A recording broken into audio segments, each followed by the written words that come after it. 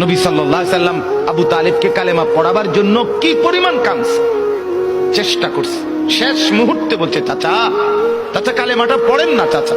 বলছে না, মানুষের কাছে বেইজ্জতি হব, পড়বো না, মানুষ লজ্জা দিবে। আল্লাহ নবী সাল্লাল্লাহু আলাইহি সাল্লাম বলছে, কানে কানে বলেন, আমি কাউকে শোনাবো না, আমি শুধু হাসরের মাঠে বলবো, মৃত্যু পর্যন্ত চাচা ওয়াদা দিলাম জগৎবাসীকে শোনাবো না আপনি ঈমান আনছিলেন, কানে কানে কন। আবু তালেব বলছে না, কানে কানেও বলবো। এবার নবী বলে চোখের পানি ফেলতে ফেলতে, চাচা এমনও কইতেন না তো, ঠিক আছে চাচা আমি কালেমাটা পড়ি, আপনি শুধু ঠোঁটটা নাড়েন,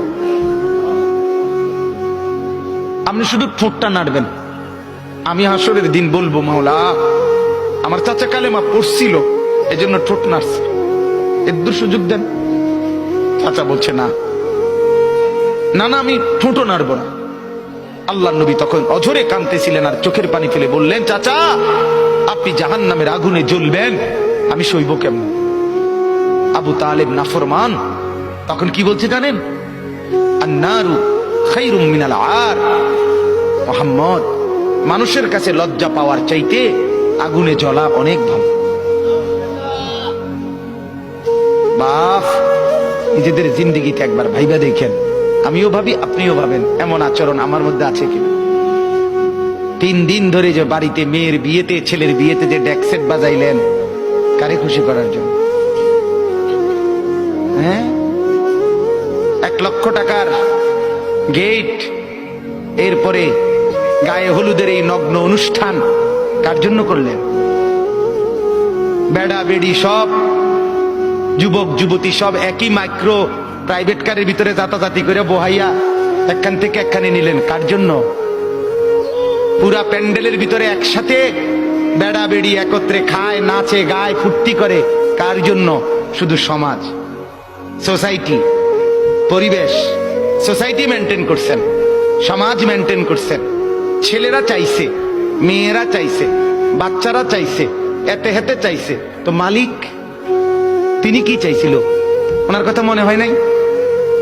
রাসূল সাল্লাল্লাহু আলাইহি সাল্লাম তার কথা মনে হয় নাই? বলেন, কিয়ামতের দিন নবী সাল্লাল্লাহু আলাইহি ওয়াসাল্লামের কাছে কোরআনে আছে, ফাকাইফা ইযা জিনা মিন কুল্লি উম্মাতিন বিশাহীদ ওয়া জিনা বিকা আলা হাউলা'i শাহীদা। নবীকে বলছে আল্লাহ, বন্ধু আপনার উম্মতের প্রত্যেকের আমলনামা আমি আপনার হাতে দেখাবো, আপনার হাতে, আপনার সামনে পেশ করব, আপনি দেখে কথা বলবেন আমার কাছে, সুপারিশ আপনি কইরেন, মানা নাই, কিন্তু আপনি দেখে করবেন। রাসূলুল্লাহ সাল্লাল্লাহু আলাইহি ওয়াসাল্লাম যদি হাসরের ময়দানে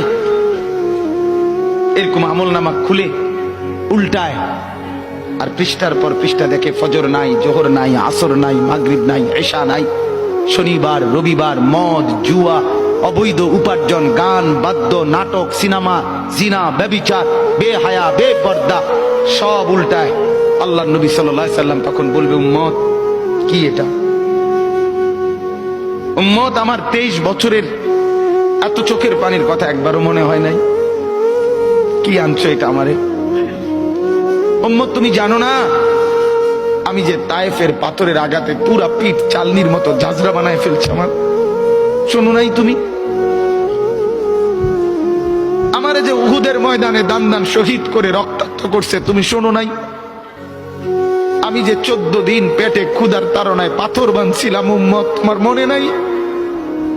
একবারও শোনো নাই আমার ক্ষুধার কষ্ট, আমার পিঠের ব্যথা, আমার দাঁতের ব্যথা, আমার কাঁধে 2টা কড়া ঢুকে গেছে? উম্মত, আমার ঘরে 3 মাস আল্লাহর নবীর স্ত্রী আয়েশা বলছে, আল্লাহর কসম উম্মত, নবীর স্ত্রী বলছে 3 মাস 3টা চাঁদ উঠছে ডুবছে, রাআইনা হিলালান সুম্মা হিলালান সুম্মা হিলালান, 3 চাঁদ 3 মাসে নবীর 9 জন বিবির কারো ঘরে আম্মা জান আয়েশা বলে 1 ফোঁটা চুলায় আগুন জ্বলে নাই।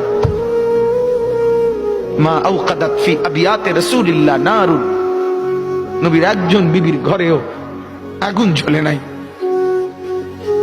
আল্লাহ নবীর স্ত্রী আয়েশা একদিন বলছিল নবীকে পিঠে হাত বুলাইয়া, ইয়া রাসূলুল্লাহ, স্বামী আপনার পিঠ ছিদ্র ছিদ্র কেন?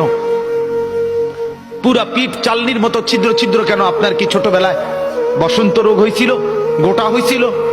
আল্লাহর নবী চোখের পানি ফেলে বলছে, আয়েশা তুমি জানো না আমার এই পবিত্র দেহে তো কোনোদিন মশাও বসে না, মাছিও বসে না, পোকা বসবে কেমনে?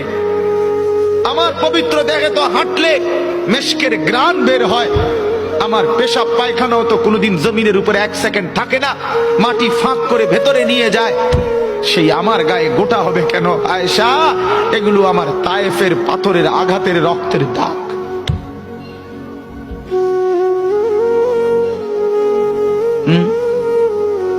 বলো না বাপ, কিছুই মনে হইল না? এভাবে ভুলে গেলেন, ভুলে গেলেন? রাসূলুল্লাহ সাল্লাল্লাহু আলাইহি সাল্লামকে একবারও মনে হলো না? আল্লাহকে ভালোবাসেন, নবীকে ভালোবাসেন, আখিরাত চিনেন?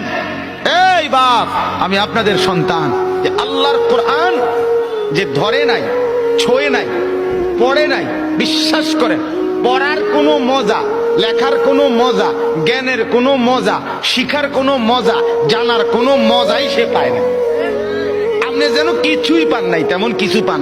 এ তুড়ি ফইরা এ ভাত তরকারি যায়, ইডি এমনি খাওয়া যায়, দূর মিয়া, এগুলো এমনি মিলান যায়। এ ভাত দুগের লাগে এত এত মেহনত করন লাগে না। অল্প কয়টা ভাতের জন্য, বিল্ডিং একখান করণের জন্য এত কিছু করতে হয় না, এত কিছু করতে হয় না।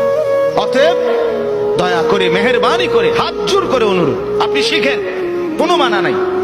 আপনি বৈষয়িক সব পড়া পড়েন, আপনি সব শিখেন, কিন্তু তার উপরে আল্লাহর কোরআন রাখেন, রাসূলুল্লাহ সাল্লাল্লাহু আলাইহি ওয়াসাল্লামের সুন্নাহ রাখেন, দিন শিখেন, আল্লাহর কোরআন একটু একটু করে পড়তে শেখেন। আল্লাহ তাআলা আমাদের প্রত্যেককে তৌফিক দান করেন। নিয়ত করেন যে কোরআন পড়বেন ইনশাআল্লাহ। বলেন ইনশাআল্লাহ, বলেন জোরে সোরে বলেন ইনশাআল্লাহ। আল্লাহ তৌফিক দান করেন।